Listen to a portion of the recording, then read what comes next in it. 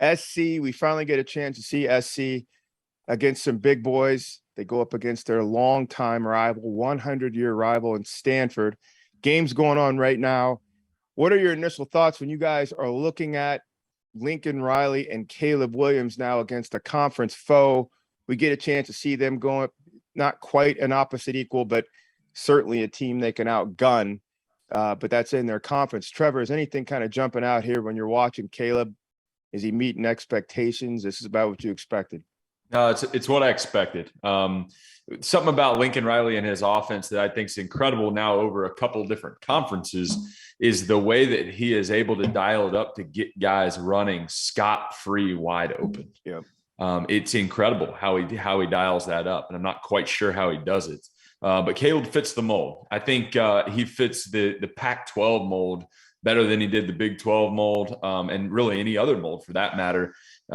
He's out there, he's flinging the ball around. They're putting up huge numbers on the offensive side of the ball. Watching this game, you see some holes in that USC defense, but it's Pac-12 football to a T. And that's why I think that USC, and specifically Lincoln Riley at USC, is poised to make a run at a Pac-12 championship, and potentially even more than that this year.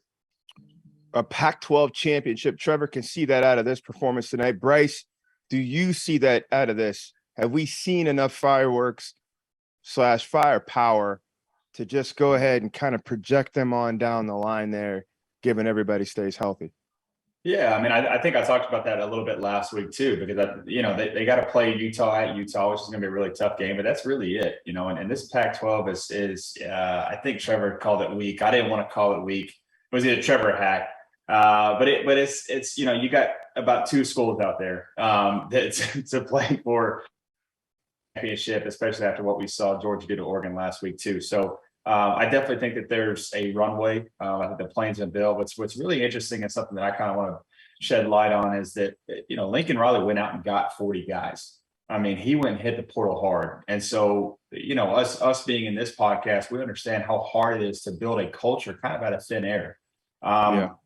Lincoln left in a really weird way in Norman, but what he's done already in 2 games at SC, I think is already kind of taken, especially, a football fan like myself, back a little bit, because it is hard to get guys to play for each other, play beside one another.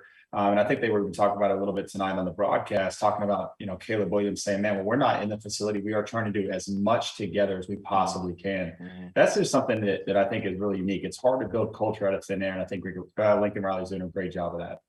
In a lot of ways, Hack, this turns into more like how college basketball is. You got a quarter of the team declares for the NBA, a quarter of the team is in the portal. There's freshmen coming in next year. There's probably 3 guys that remain. Given that, and given what Bryce was saying about how fast they're trying to stitch the culture together, do we have enough look after 2 games to give you confidence that they can be a threat in the playoffs? Because that's really what we wanted to see as fans. That's why we wanted to see these 40 guys that Lincoln went out and got. Do they have enough to make a threat for one of those spots?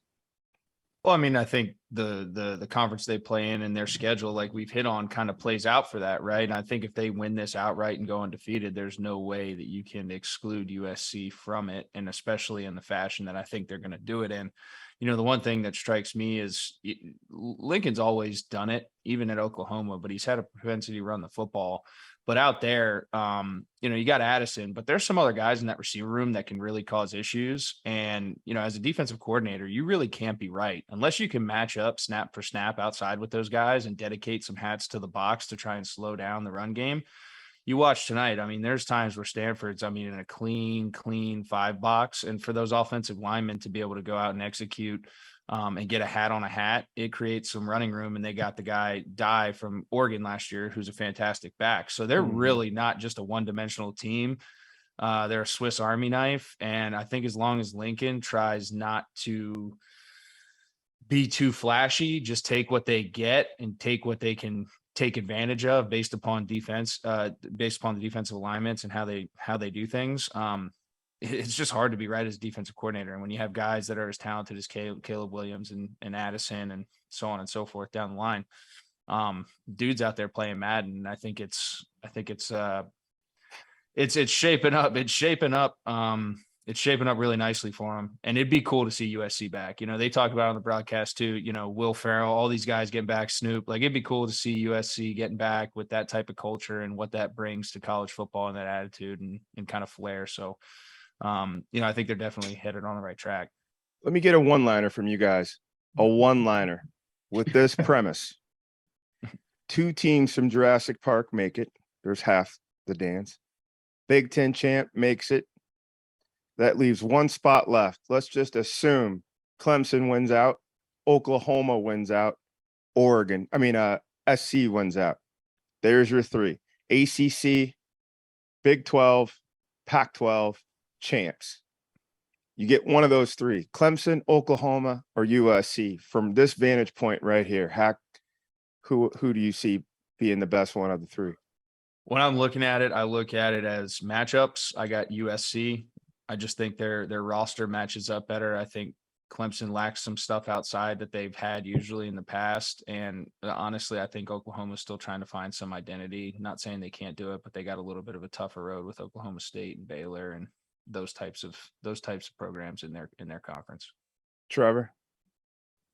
I think it's tough to say at this point in the season because of matchups. Who's going to end up playing well down the stretch through the gauntlet of the middle of the season, who your big wins are going to be. But I'll kind of use what Hack said there at the end. If Oklahoma does have more teams that are potential speed bumps in the road and they get through those and they're unblemished at the end of the year, I would put them in. And the only reason I say Oklahoma, because that was the point. But if it's, you know, Utah continues on a run and then, you know, Notre Dame gets back on track and USC beats both of them, now you may put USC in. If an ACC group gets way up in the top 25 and Clemson knocks them off, it's really going to be kind of your resume. And I think it's a little bit too early to tell at this point. Bryce, you feel that same way? Yeah, Are we too early? No, well, yeah. I mean, I think my knee-jerk reaction to that is always going to be strength of schedule, and I just don't know who USC has. Same as Clemson. I don't know who outside of the resume that Clemson has built over their tenure, and just being who Clemson is. But I think just at this very moment between those 3 schools, the strength of schedule kind of heavies Oklahoma to be the best looking team to come out of that gauntlet, as Trevor said. What's going on, guys? Rob Doster here, the founder of the Field of 68 and the Field of 12 Media Networks. I wanted to take a quick minute to let you guys know about an exciting new project that we have been working on for the last 3 months.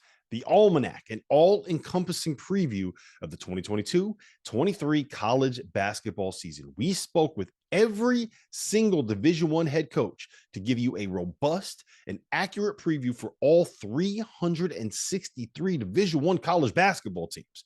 We have predictions for conference finishes for all 32 leagues. We have features on the best freshmen, the best big men, the breakout stars, the coaches on the hot seat, so much more. It is 600,000 words of sheer happiness for the college basketball fan in your life. The Almanac is going to be available for digital purchase on September 26th for just $19.99, but you can pre-order it today using the promo code HOOPS and save 20%.